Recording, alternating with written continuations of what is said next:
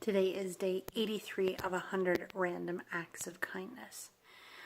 Keith's phone is just becoming very, very slow. And so he was saying, can I use your old iPhone? And so I switched over. It's been almost 2 years now since I've had a different phone. So I said, yeah, sure. No problem. So we're kind of moving pictures around and just trying to wipe it. And so I said, well, I want to go through all my text messages to see if there's anything, somebody's new phone number, whatever, picture sent that way that I didn't save, a message, whatever it is. So I was going through a number of text messages, and I found a lot of text messages from coworkers. So in the last 7 years, I've worked about 2 of those years. I have been off for 5 surgeries, 6 rounds of chemo, and then the last 2.5 years, I just haven't worked at all. Almost 3 years now, because of the terminal diagnosis and the fractures and all that stuff. So I was going through and I was thinking back to when I was first diagnosed, and I work for a company that I have 4 different offices all around the city. And so I have a lot of coworkers. I have at least 200, maybe 250, who I work with on a weekly basis. And so I had such wonderful support. People were typically really good. I had a few people who said some misguided comments, but that has nothing to do with where I work. That just has to do with general population.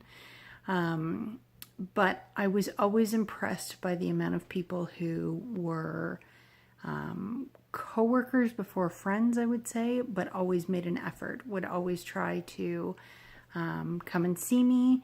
I had some coworkers who would come like in pairs, and a number of people had gotten together and even signed a card that meant so much to me. But often they would come bearing gifts, flowers, whatever it may be, a gift card. And I just kind of want to give a shout out to those people because being a young adult and not having had worked somewhere for 30 years or not having had a career because I didn't really have time, it means a lot to me when people and coworkers really tried and made that connection. And I know a lot of other young adults who had brutal experiences at work. Some of them were let go, as crazy as that may seem, because of their cancer. I've heard some horror stories, and I was so lucky that that wasn't the case for me and that people really tried. And I have to say, if you are working with somebody who you know is sick, and if they're trying to hide it or cover it, don't try to get your foot in there, because there's a reason. But if they are like I was or like I am, and I have a YouTube channel, so I'm certainly not hiding it. But if you're working with somebody who's been open about it, or who's willing to talk about it, or who isn't necessarily hiding it, or you didn't find out by accident, those kind of things, follow the cues. Please try. It is hard when you're not invited to Christmas parties and different events because you're on leave. I didn't quit. I didn't stop working. I can't work. And so when I'm included in things, I might not be able to always be there, but when I'm included, it really makes a world of difference. And so if you know somebody who you think, oh, I don't want to say the wrong thing, that's about you feeling uncomfortable, not them feeling uncomfortable. So send the flowers, send the card, send the text, whatever it may be.